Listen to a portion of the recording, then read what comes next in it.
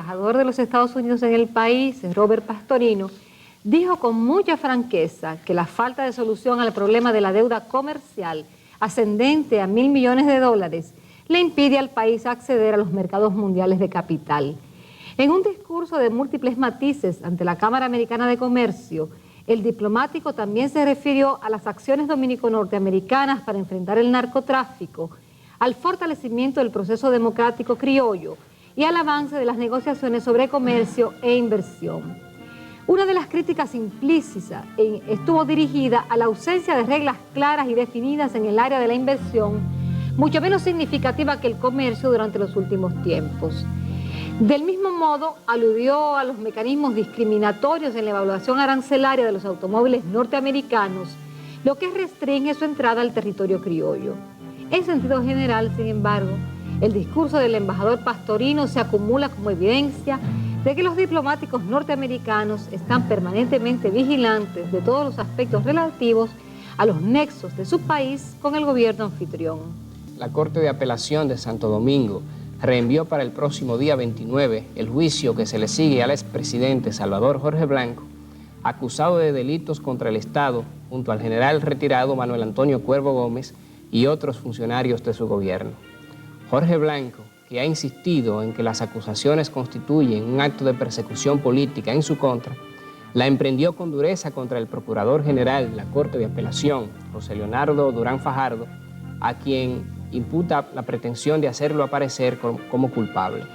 Pues parte debatida en este ya larguísimo proceso fue la decisión de la Corte de Apelación de fusionar los expedientes contra Leonel Almonte y Jorge Blanco, lo que provocó el aireado pataleo de los abogados del empresario.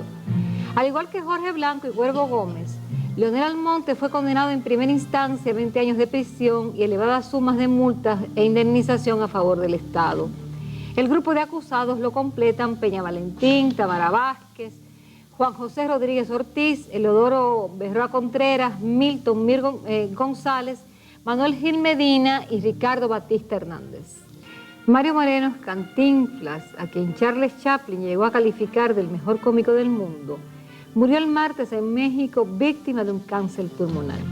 Cantinflas, de 21 años, empezó como artista cuando apenas era un niño. Durante su larga carrera filmó unas 49 películas, muchas de las cuales obtuvieron gran éxito en el país. La muerte de Cantinflas provocó un profundo pesar en el mundo de habla hispana. Artistas, intelectuales, políticos y gente de todas las condiciones sociales manifestaron en México y América Latina su consternación por la muerte de Mario Moreno, el célebre y genial personaje que popularizó el nombre de Cantinflas. En el país, el presidente Balaguer declaró el viernes Día de Duelo Nacional en ocasión del sepelio del afamado artista.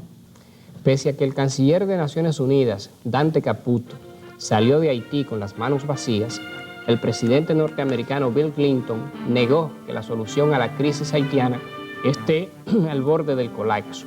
Mientras tanto, la Asamblea General de las Naciones Unidas instó el martes a un pronto retorno del presidente Jean Bertrand Aristide y aprobó un despliegue de observadores de los derechos humanos en la vecina isla. La Asamblea tomó sus decisiones 4 días después que los militares de Haití rechazaran un plan de la ONU para restaurar la democracia. Tras el fracaso de la misión de Dante Caputo, el secretario general de Naciones Unidas, Boutros Ghali, informó que se examinarán los próximos pasos a seguir, destacando que no aceptarían tácticas dilatorias. Este domingo tuvo efecto la mayor manifestación política de la actual precampaña electoral, en la culminación de un fin de semana muy prolífico en actividades políticas. La marcha del PLD y otros 20 partidos y grupos integrantes del Frente Patriótico Electoral fue un éxito por la masiva concurrencia y el orden predominante en la misma, aunque hubo un incidente. Contó también con una representación del Partido Revolucionario Independiente, que se movió en 2 vehículos por lo menos. La marcha partió cerca de las 4 de la tarde del sector de Villa Francisca y culminó unas 2 horas después en la Máximo Gómez con Kennedy. Un Bosch eufórico llegó a estimar la marcha de hoy como la mayor manifestación política en la historia del país. Por lo pronto a él y al PLD le dio aliento, lo mismo que al Frente Patriótico. El profesor Juan Bosch encabezó otra actividad política durante el fin de semana. En Santiago estuvo en el acto de juramentación de cientos de profesionales que ingresaron al PLD. El juramento a los nuevos miembros lo tomó el dirigente PLDista santiagués Nelson Sánchez y el discurso central estuvo a cargo del senador Ramón Ventura Camejo. El candidato presidencial del PRD también se movilizó hasta Santiago este fin de semana. Allí juramentó el equipo de profesionales PRDistas de Santiago. En el acto, Peña Gómez recordó a los héroes de la Revolución Constitucionalista de 1965, cantó el himno de la gesta y declamó un poema. En Santiago se reunió con personalidades locales y recorrió también algunos barrios. La que hasta ahora aparece como fracción mayoritaria de la Alianza por la Democracia, celebró hoy en esta capital una Asamblea Nacional con la participación de dirigentes y militantes de gran parte del país. La Asamblea ratificó la fusión del APD con el Movimiento de Concertación Democrática que preside Rafael Fafa Taveras. Vicente Bengoa y otros dirigentes de la APD hablaron en la Asamblea y plantearon la necesidad de trabajar por unificar a la oposición para enfrentar una nueva repostulación del presidente Balaguer. Fafa Taveras también habló en el acto celebrado en el Hotel Jaragua. También el Partido de los Trabajadores Dominicanos, PTD, tuvo actividad política hoy domingo. Celebraron aquí un pleno nacional de dirigentes a razón de 2 por cada municipio del país vinieron. Debatieron la posibilidad de una concertación electoral específicamente con el PRD y también con otras organizaciones políticas con miras a los comicios del próximo año. La Feria del Libro quedó abierta la noche del viernes en la Plaza de la Cultura de esta capital y se constituyó en todo el fin de semana en un atractivo para los capitaleños. Millares de personas acudieron a la feria, donde decenas de libreros ofertan textos de variadas disciplinas, tanto editados en el país como importados. Se consiguen algunos descuentos, pero al decir de los expertos, tiene pocas novedades esta Feria del Libro. La Revolución de Abril fue recordada durante este fin de semana con diversos actos al cumplirse el 28 aniversario de su inicio. Hubo recordatorios en los dos sectores en que quedó dividida la nación tras la insurrección y la posterior intervención militar de los Estados Unidos. Una misa en la base militar de San Isidro imploró por los militares caídos durante la confrontación. El general Antonio Inver Barreras, quien encabezó un gobierno militar en 1965, estuvo entre los asistentes, lo mismo que el general retirado Pedro Bartolomé Benoit, quien firmó la petición con que Estados Unidos trató de justificar su intervención militar en el país. Por la otra parte, el PTD, el Movimiento de Izquierda Unida y el Frente de Exmilitares Constitucionalistas depositaron una ofrenda en el lugar donde cayó el coronel Rafael Fernández Domínguez, ideólogo de la insurrección constitucionalista, y los civiles Helio Capocci y Juan Miguel Román, próximo al Palacio Nacional.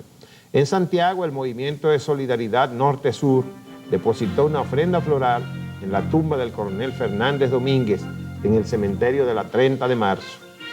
La policía presentó este fin de semana a 2 jóvenes a quienes acusa del asalto a una residencia del sector El Rosal, donde acuchillaron mortalmente a la ama de casa e hirieron gravemente a su esposo y 2 hijos. Los acusados admitieron su participación en el asalto, aunque alegaron que quien hirió a los residentes fue un tercero que está prófugo, identificado como Miguel Severino Lugo.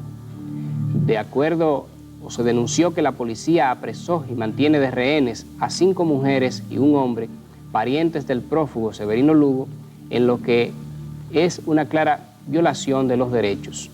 Radamés Acosta la pasó fea hoy. Además de haber sido chocado su carro Mazda rojo, quedó aprisionado en el mismo, a consecuencia de las abolladuras del vehículo, y pasaron 2 horas antes de que brigadas de los bomberos y la Cruz Roja lograran liberarlo. El accidente se produjo alrededor de las 9 de la mañana en la Abraham Lincoln. La conductora del Honda Accord que chocó a Acosta y una persona que la acompañaba fueron llevadas a un centro de salud. Con todo y su susto, el ciudadano Radamés Acosta no resultó con lesiones graves. El presidente Boris Yeltsin obtuvo hoy un voto de confianza de los rusos durante el referéndum nacional, cuyos resultados preliminares lo favorecen con amplio margen. La votación fue mayor de lo que se esperaba. La mayoría de los rusos, de acuerdo a esos resultados, no apoya la celebración de elecciones adelantadas para presidente de la República. Hoy, los principales adversarios de Yeltsin renovaron sus acusaciones de corrupción contra el régimen e iniciaron una campaña denunciando la existencia de un fraude. Los resultados provisionales del referéndum de hoy muestran que una mayoría de votantes desea aprobar sus reformas económicas y sociales y favorece elecciones congresionales cuanto antes. Bueno, y en Washington miles de homosexuales, decenas de miles y tal vez centenares de miles, homosexuales y lesbianas, protagonizaron hoy una de las más grandes manifestaciones, por supuesto en su género la más grande, que se recuerda en Estados Unidos, reclamando igualdad de derechos y participación de los homosexuales, gays, en fin, en todos los estamentos de la vida de los Estados Unidos. Los participantes en la marcha pedían el final de la prohibición para enrolar homosexuales al ejército e incrementar fondos para la investigación de los gays. El presidente Bill Clinton no asistió a la concentración, pero envió una carta expresando su apoyo después de recibir reiteradas invitaciones. Parejas de homosexuales y lesbianas afloraron en el corazón de Washington, algunos cantando su himno y otros portando banderas y proclamando su causa en una tremenda manifestación. 12 ministros de la Comunidad Europea dieron hoy su voz de alerta y advirtieron que podrían recurrir a los ataques aéreos para detener la carnicería de Bosnia. Después de una reunión de 2 días, los 12 ministros se abstuvieron de propugnar por una intervención militar bajo los auspicios de las Naciones Unidas. No obstante, la Comunidad Europea intensificará las sanciones contra Serbia y tratará, junto a Estados Unidos y Rusia, de recurrir a los ataques aéreos. El viernes, el presidente norteamericano Bill Clinton había dicho que su país no actuará solo para poner fin a lo que llamó las atrocidades de Serbia.